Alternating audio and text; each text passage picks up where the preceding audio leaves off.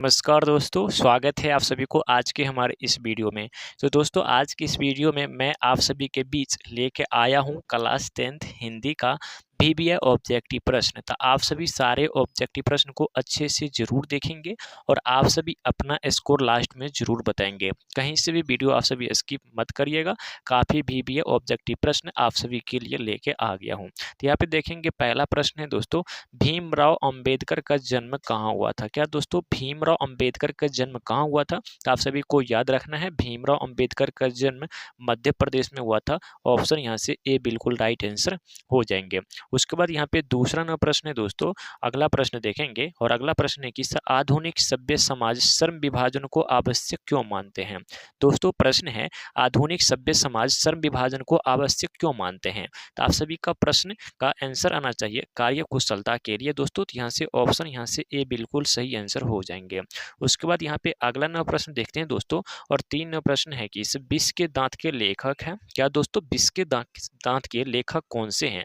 तो दोस्तों आप सभी को याद रखना है, विष के दांत के लेखक हो जाएंगे ललिन बिलोचन शर्मा, यानी कि ऑप्शन यहाँ से आपका बी बिल्कुल सही आंसर हो जाएंगे। 4 नंबर प्रश्न है दोस्तों, किस विष के दांत किस साहित्यिक विद्या की रचना है?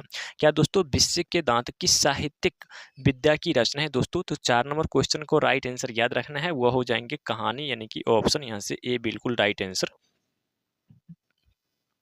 हो जाएंगे। 5 नंबर प्रश्न है दोस्तों, किस सभ्य और संस्कृति के क्या विकास क्रम के साथ ही भारत में विकसित होते जा रहे थे? क्या दोस्तों आप सभी को याद रखना है, और 5 नंबर क्वेश्चन का राइट आंसर हो जाएंगे यहाँ पे मत मंतार, यानी कि ऑप्शन दोस्तों सी बिल्कुल सही आंसर हो जाएंगे। उसके बाद यहाँ पे 6 नंबर प्रश्न देखेंगे दोस्तों, और छठा नंबर प्रश्न है कि स्वामी विवेकानंद को वेदांतु का वेदांती किसने कहा था? क्या दोस्तों स्वामी विवेकानंद जी को वेदांतु को वेदांती किसने कहा था दोस्तों? तो हो जाएंगे आप सभी को मैक्स मूलर, यानी कि ऑप्शन यहाँ से ए बिल्कुल राइट आंसर हो जाएंगे। उसके बाद 7 नंबर प्रश्न है दोस्तों, किस नाखून क्यों बढ़ते हैं के लेखक हैं? दोस्तों नाखून क्यों बढ़ते हैं ना, ये जो आपका जो है सो क्या है चैप्टर का नाम है ना, इसका लेखक कौन सा है दोस्तों? तो आप सभी को याद रखना है, बिल्कुल बिंदास तरीका से याद रखना है, हजारी प्रसाद द्विवेदी जी। क्या दोस्तों हजारी प्रसाद द्विवेदी जी होंगे? ऑप्शन बी बिल्कुल राइट आंसर हो जाएंगे।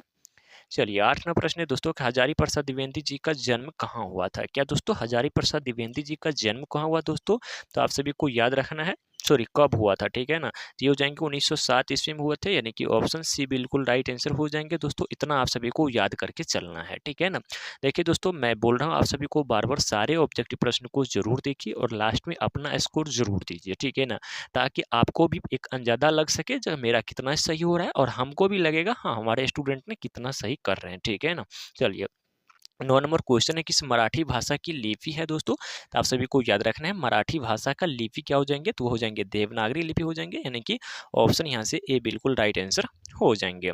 10 नंबर प्रश्न देखेंगे दोस्तों, और 10 नंबर प्रश्न है कि मराठी का कौन सा अक्षर देवनागरी लिपि से भिन्न है? दोस्तों आपको बताना है मराठी का जो है कौन सा अक्षर जो है ना देवनागरी लिपि से भिन्न है। तो 10 नंबर क्वेश्चन का सही आंसर आप सभी को हो जाएंगे यहाँ से लॉ हो जाएंगे, जो कि ऑप्शन यहाँ से बी हो जाएंगे। जो लॉ देख रहे हैं ना, ये देवनागरी लिपि से बहुत ही ज्यादा भिन्न है दोस्तों, ठीक है ना? 11वां प्रश्न है कि बहादुर शीर्षक कहानी के कहानीकार है? क्या दोस्तों बहादुर शीर्षक कहानी के कहानीकार हो जाएंगे दोस्तों? तो ये हो जाएंगे आप सभी को अमरकांत, यानी कि ऑप्शन यहाँ से ए बिल्कुल सही आंसर हो जाएंगे। उसके बाद यहाँ पे 12वां प्रश्न है दोस्तों, निर्मला कौन थी?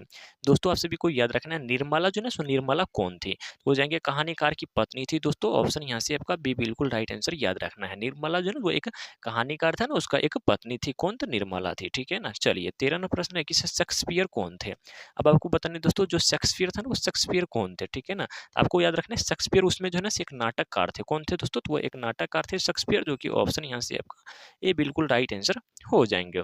14वां प्रश्न देखेंगे दोस्तों, और 14वां प्रश्न है कि बिरजू महाराज का संबंध किस घराने से थे? अरे भैया ये बहुत ही शानदार प्रश्न है, ठीक है ना? और आपके एग्जाम में कई बार पूछता है, तो बस नो टेंशन नो डाउट, ठीक है ना? बिरजू महाराज कई जो है ना कई घराने से दोस्तों। तो आप सभी को देना है लखनऊ घराने से। किसके घराने से? तो ये लखनऊ घराने से, यानी कि ऑप्शन यहाँ से सी बिल्कुल राइट आंसर लगा देना है। चलिए अगले प्रश्न की ओर सीधे बढ़ जाना है दोस्तों, और यहाँ पे 15 नंबर क्वेश्चन की ओर देख लेना है। 15 नंबर क्वेश्चन है कि अवानियों में लेखक के किस लिए बुलाया गया था? क्या दोस्तों अवानियों में जो है ना लेखक को जो है ना किस लिए बुलाया गया था? तो 15 नंबर क्वेश्चन का सही आंसर लगाएंगे दोस्तों। तो वह गया था कि पीटर पीटर ब्रुक का जो है ना विद्या स्मरण और महाभारत देखने के लिए, यानी कि दोस्तों सी बिल्कुल राइट आंसर हो जाएँगे। अगला प्रश्न देखेंगे दोस्तों और 16वाँ प्रश्न है कि इस मछली किस कहानी की रचना है? अब आपको बताना है जो मछली था ना वो किस कहानी की रचना है दोस्तों? तो ये विनोद कुमार शुक्ल का है। आपको याद रखना है किसका? ये जो मछली जो है ना वो विनोद कुमार शुक्ल का है, यानी कि ऑप्शन सी बी बिल्कुल राइट आंसर हो जाएँगे।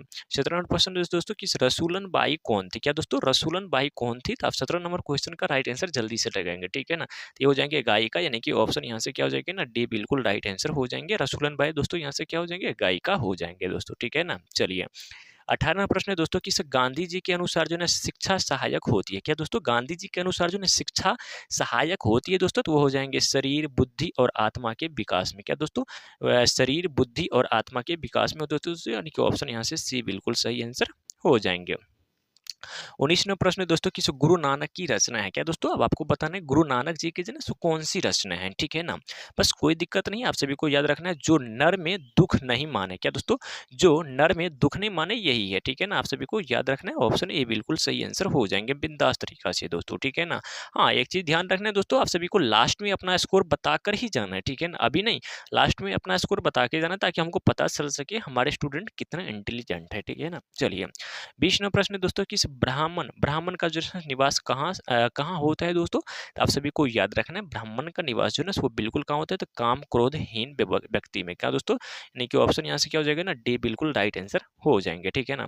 21वां प्रश्न दोस्तों कि रस खान दिल्ली के बाद कहाँ चले गए थे? क्या दोस्तों रस खान जो है ना वो दिल्ली के बाद जो है ना कहाँ चले गए थे? आप सभी को याद रखना है वो हमेशा के लिए कहाँ चले गए थे? तो ब्रजभूमि चले गए थे। आप सभी को याद रखना है कहाँ रस खान जो है ना से दिल्ली के बाद हमेशा के लिए वो ब्रजभूमि चले गए थे, जो कि ऑप्शन यहाँ से भी बिल्कुल राइट आंसर हो जाएंगे।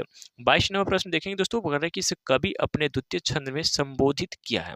जो कवि है ना वो अपने द्वितीय छंद में संबोधित किया दोस्तों, तो मेघ को संबोधित किया है, जो कि ऑप्शन यहाँ से क्या हो जाएगा ना बी बिल्कुल राइट आंसर हो जाएंगे दोस्तों।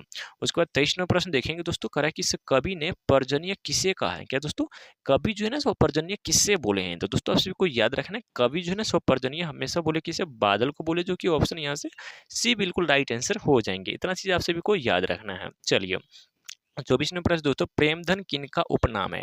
क्या दोस्तों मेरे शेर आप सभी तो जवाब दे सकते हैं, ठीक है ना? प्रेमधन किसका उपनाम है? तो बद्रीनाथ चौधरी क्या बद्रीनाथ चौधरी का जो है ना इसी का उपनाम है क्या? तो प्रेमधन उपनाम है दोस्तों, ठीक है ना? चलिए और लास्टिंग क्वेश्चन दोस्तों, भारत माता कविता कवि के किस काव्य ग्रंथ से संकलित है? इसका क्वेश्चन मैं नहीं बताऊंगा, ठीक है? इसका आंसर नहीं बताऊंगा, ठीक है ना? तो आप सभी इसका कमेंट बॉक्स में आंसर जरूर देंगे, बिना ग्राम में या गुंजन या फिर कौन है। ABCD जो भी होगा दोस्तों आप सभी कमेंट बॉक्स में आंसर जरूर बताएंगे, ठीक है ना? और अभी तक दोस्तों आप सभी चैनल को लाइक और वीडियो को सब्सक्राइब नहीं किए तो इतना काम जरूर करेंगे और आप सभी अपना स्कोर जरूर बता के चलेंगे, ठीक है ना? चलिए दोस्तों, ताकि हमको पता चल सके हमारे स्टूडेंट सब कितने इंटेलिजेंट हैं और कितने अच्छे तरीका से पढ़ाई कर रहे हैं, ठीक है? चलिए ऑल द बेस्ट।